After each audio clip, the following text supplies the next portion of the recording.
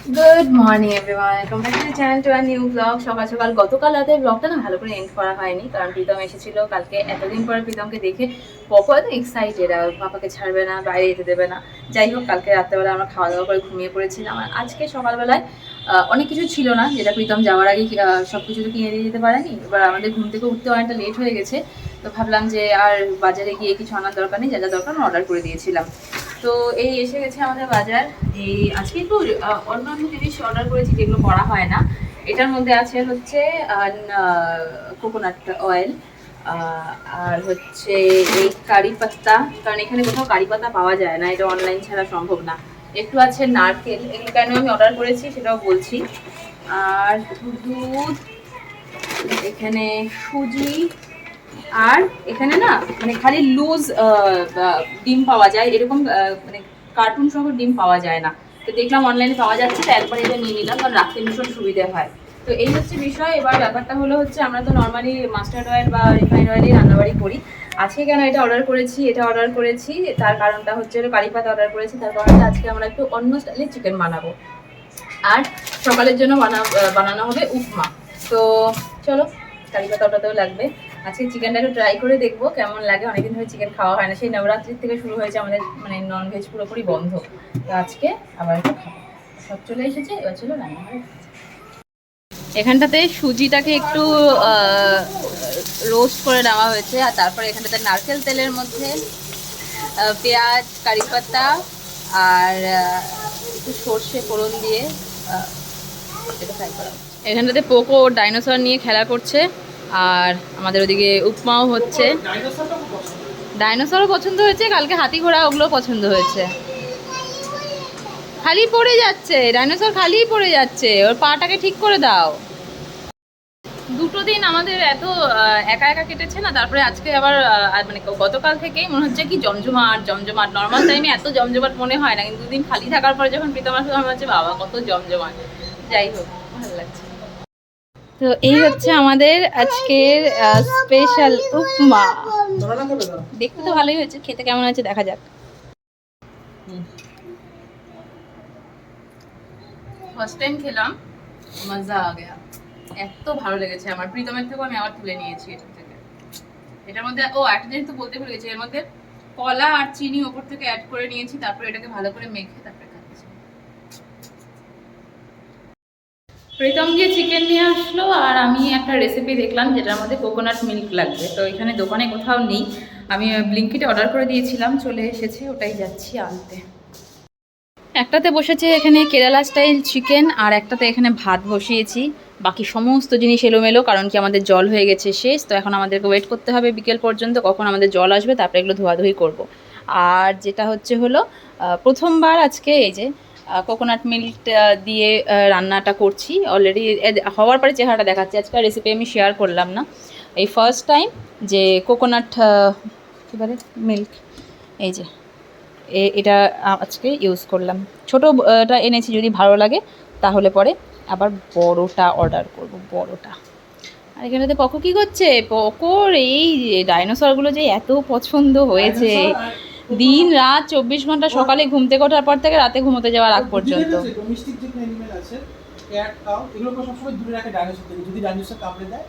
ও, আমি আজকে কেন বলো তো, কারণ সকালে আমি দেখিয়েছি তো ডাইনোসর সবাইকে কামড় দেয়, এই জন্য ওদেরকে দূরে রাখে আর ডাইনোসরগুলোকে আলাদা রাখে। খালি পড়েই যায় ও, এই যে খালি পড়েই যায়। তো চিকেন আমার এখানটাতে হয়ে গেছে, চিকেন নামিয়ে এখন এই যে এখানটাতে দিচ্ছি একটু তড়কা। এখানটাতে দিচ্ছি এখন একটু তড়কা দেওয়াও হয়ে গেছে কারি পাতা আর একটু পেঁয়াজ দিয়ে। এবার এটা একটু ব্রাউন ব্রাউন হয়ে গেলে পরেই আমি এটাকে ঢেলে দেবো চিকেনের মধ্যে। এই এখন এটাকে ঢেলে দিলাম, আর এই তরকাটা দিলাম কিন্তু ঘিয়ের মধ্যে, ঘি বা নারকেল তেল দুটোর মধ্যে যে কোনো একটা দিয়ে দেওয়া যায়। আমি যেহেতু পুরোটাই নারকেল তেলে হয়েছে, তাই একটু ঘি মানে দিয়ে এটা করলাম। আর আমি রান্নাঘরে ব্যস্ত দেখে যে এসে দেখি এখানে আরেকজন মন খারাপ করে বসে আছে। কি হয়েছে বাবা? মাছি যা, এই যে এখানে মাছি বনবন করছে, তাই বলছে মাছি যা। কি করছিলে তুমি বাবা? তুমি মাছিকে ভাগাচ্ছ? কটা মাছিকে ভাগিয়েছো? মাছিকে ভাগাচ্ছ? কিভাবে ভাগাচ্ছ মাছিকে? পা দিয়ে ভাগাচ্ছ? কিরকম ভাবে দেখাও?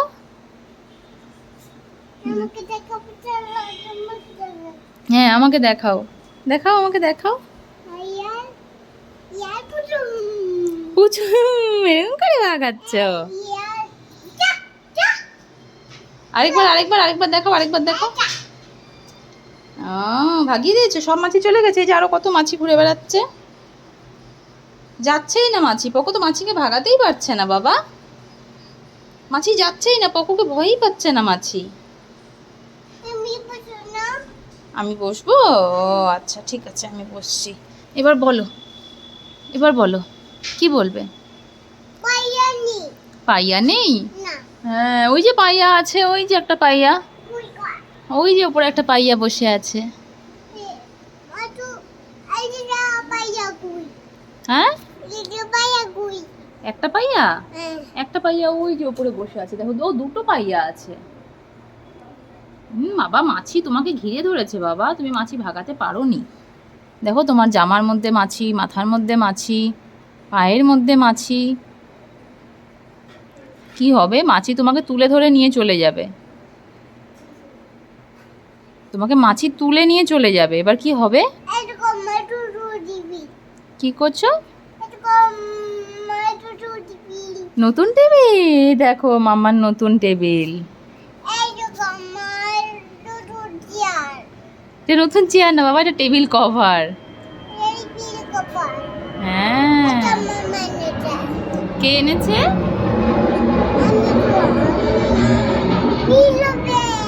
এরোপ্লেন গেল? হ্যাঁ এটা কে এনেছে বাবা?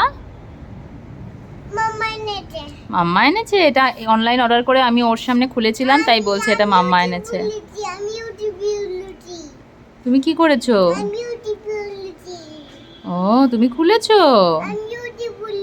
তুমি উঠে পড়েছো? ও এখানে প্রীতম এসে বসেছে, পকর নখটা কেটে দেবে। হ্যাঁ আমার নেলস তো আছে তো, নেই তো। এবার তোমার নেলস পকর রিঅ্যাকশন কি? আমি কেটে দেব। তুমি কেটে দেবে আমাকে? তো আমার নেলস নেই তো, তোমার নেলস আছে। ওর পাপা বলছে ওকে কেটে দেবে, আর ও বলছে ওর পাপাকে কেটে দেবে। হাত গুটিয়ে রেখে দিয়েছে, নখ কাটতে দেবে না। এত বড় বড় হয়ে গেছে তাও নখ কাটতে দেবে না। ওর হাতে দিও না। একটু কেটে দাও, তারপর আমি তোমাকে কেটে দেবো। তুমি পাপারটা কেটে দাও, তারপরে তোমাকে পাপা কেটে দেবে।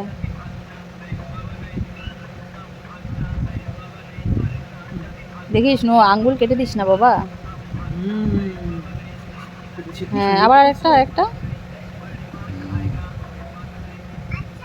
বাহ বাহ বাহ বাহ, থ্যাংক ইউ। লাঞ্চ করিনি আমরা, তো সেই লাঞ্চটা এখন আমাদের সন্ধে হয়ে গেছে, বাইরে সন্ধেবাতি দিলাম। এখন আমরা একবারে ডিনার করব। তো এই হচ্ছে সেই কেরালা স্পেশাল চিকেন। এখানটাতে রায়তা, এখানটাতে সন্দেশ। পাঁপড়টা নিয়ে এসো একটু। ভাত। এই সন্দেশটা আমি বানিয়েছিলাম প্রীতমের জন্য, বাট খাওয়াই হয়নি। পাঁপড়টা নিয়ে এসো একটু। এই হচ্ছে সেই পাঁপড়। তো এই হচ্ছে আমাদের লাঞ্চ টেবিল, ডিনার টেবিল। আজকে আমাদের আরেকটা জিনিস হচ্ছে, সেটা হচ্ছে হলো গত 3-4 দিন ধরে পকো গরমে ঘুমোতে পারছে না। তো ফাইনালি আমরা ডিসাইড করেছিলাম যে থাকতে যখন হবেই, দিল্লির গরমে এসি ছাড়া থাকা যাবে না। তো আজকে আমাদের এসি ইনস্টলেশন হচ্ছে। এই যে সকালে আসার কথা ছিল, বাট সকালে টাইম হয়নি ওনাদের, তাই জন্য এই এখন এসে এসিটা লাগিয়ে দিচ্ছে। এসি লাগানো হচ্ছে, আর এখানটাতে একজন ভেতরে ঢুকে বসে আছে। এদিকে আয় বাবা, নেবে তো ওটা? আয় আয় আয় আয় আয় আয়। হ্যাঁ আয় আয় আয় আয় আয়। হ্যাঁ হ্যাঁ ওটা লাগানো হবে।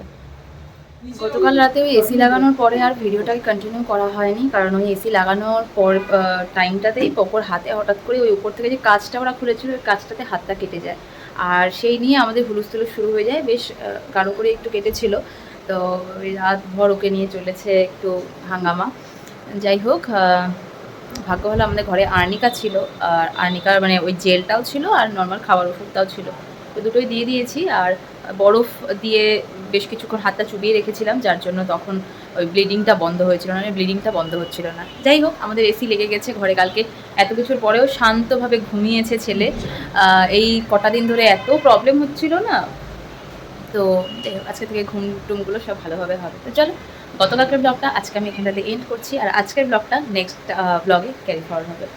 তো চলো টাটা, দেখা হচ্ছে নেক্সট ব্লগে।